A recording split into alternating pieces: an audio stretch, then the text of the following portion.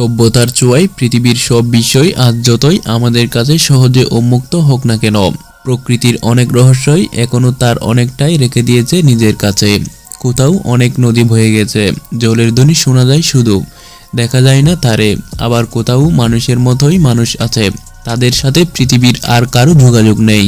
এমনই নানান রহস্যের জটিল অঞ্চল অ্যামাজন। অ্যামাজনের নামের পেছনে আছে এক গল্প।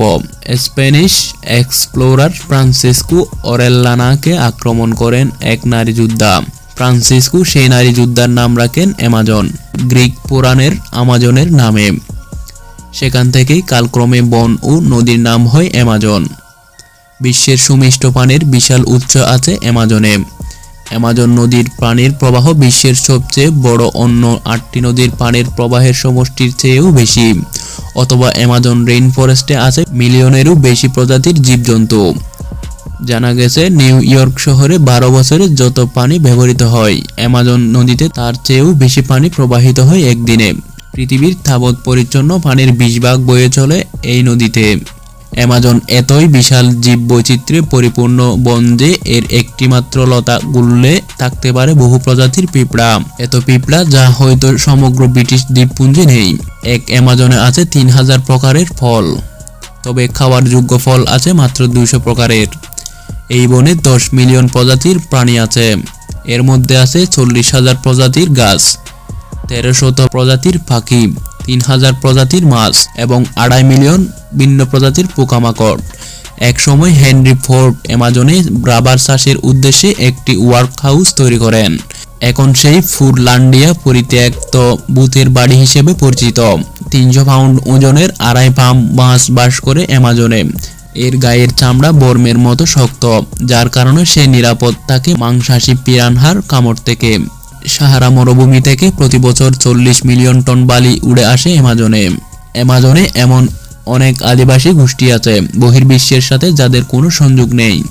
কিছু বিজ্ঞানী আছেন যারা চান না এদেরকে আবিষ্কার করা হোক। বলা হয় অ্যামাজন একটি দৈত্যাকৃতির ফলের বাগান যা বিকশিত হয়েছে 3000 বছর আগে।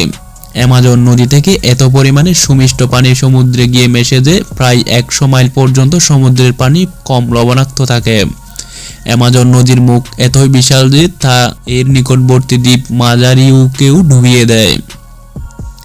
জানা গেছে মাজারিউ এর আকৃতি সুইজারল্যান্ডের সমান। পৃথিবীর অক্সিজেনের 20% আসে অ্যামাজন বন থেকে।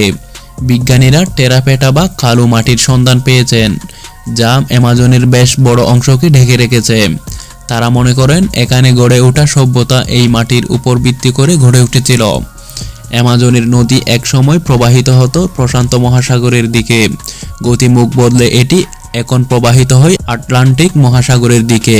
অ্যামাজনের অধিবাসীরা এখনও তেমনই জীবনযাপন করছেন যেমনটা 20,000 বছর আগে তাদের পূর্বপুরুষরা কাটাতেন। অ্যামাজনের গভীর জঙ্গলে হেলিকপ্টার নিয়ে উড়েছেন ফটোগ্রাফার রিকার্ডো স্টোকার, আর তখনই বেরিয়ে এসেছে এই গোত্রটির খবর।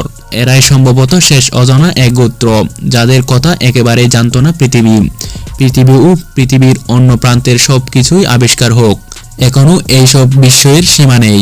পৃথিবী শব্দের সমার্থক দুনিয়া শব্দের আগে, তাই আজব শব্দটি যথাযথই। ভিডিওটি ভালো লাগলে শেয়ার করতে পারেন, এবং আপনি যদি এমনই রহস্য, রোমাঞ্চ, আনকমন আর ইন্টারেস্টিং ভিডিও দেখতে পছন্দ করে থাকেন তবে চ্যানেলটিকে এখনই সাবস্ক্রাইব করে পাশে রাখা বেল আইকনটি প্রেস করুন। তো দেখা হচ্ছে পরবর্তী ভিডিওতে। ততক্ষণ পর্যন্ত ভালো থাকুন, সুস্থ থাকুন, আল্লাহ হাফেজ।